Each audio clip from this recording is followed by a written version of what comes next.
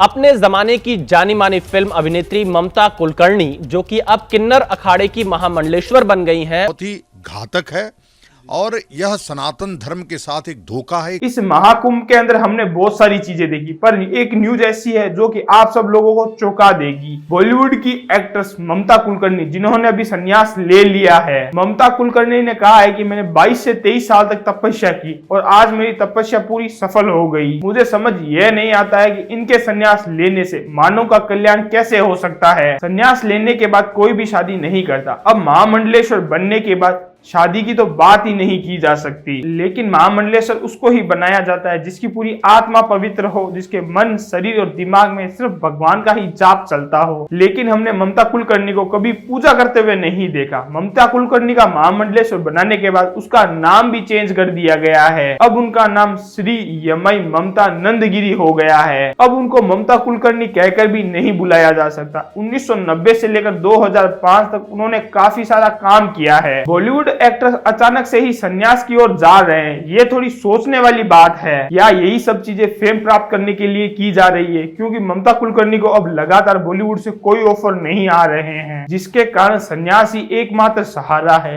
ममता कुलकर्णी को महामंडलेश्वर किन्नर अखाड़े से बनाया जाता है। ममता कुलकर्णी ने कहा है कि जितना फर्क मैं बॉलीवुड में होते हुए अपने कपड़ों के साथ महसूस किया है, वैसा ही अनुभव मैं महामंडलेश्वर बनने के बाद महसूस कर रही हूँ। ऐसा लगता है कि मानो कोई यूनिवर्सिटी में लड़की लगातार पढ़ने के बाद एक अचानक से डॉक्टर बन जाती है, लेकिन मैं ये शब्द को बयां नहीं कर सकती। हालांकि ममता कुलकर्णी जब से महामंडलेश्वर बनी है, तब से ही वे विवादों की ओर गिर चुकी है। कुंभ में काफी बड़े बड़े संतों ने उनका विरोध किया। हम के खिलाफ लड़ने कैसे जाएंगे जब अपने ही लोग मजबूत नहीं रहेंगे तो इसलिए हमारी परंपराएं मजबूत हों।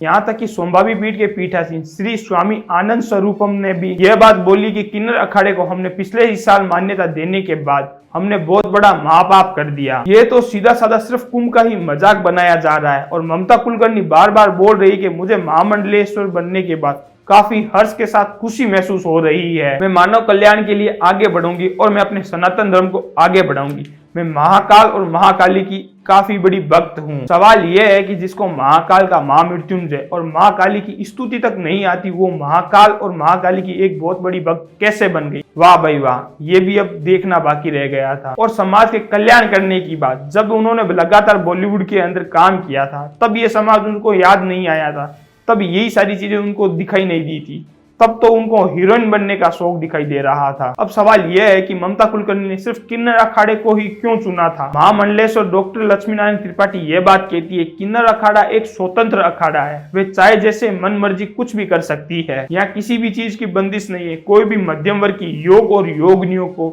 सभी प्रकार की स्वतंत्रता प्राप्त है।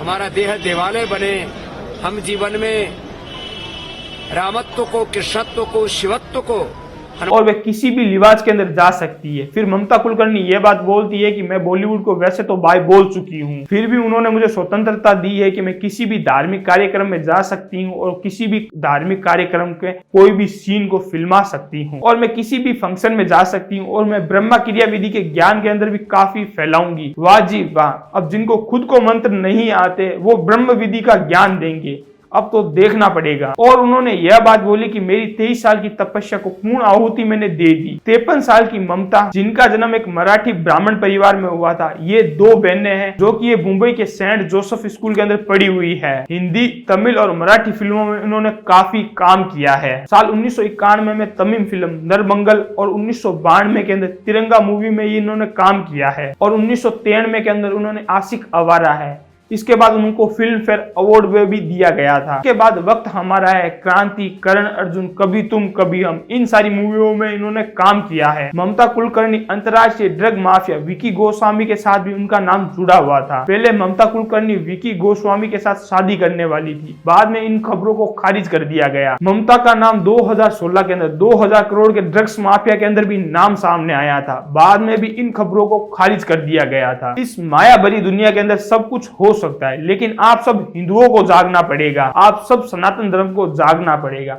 नहीं तो ऐसे ऐसे सवाल इन लोगों के द्वारा किए जाएंगे कि जिसका हमें पास जवाब भी नहीं होगा। आप सब लोगों को क्या लगता है? आप मुझे कमेंट सेक्शन के अंदर भी जवाब दे सकते हैं, और इसी तरीके से अपना प्यार बनाए रखें।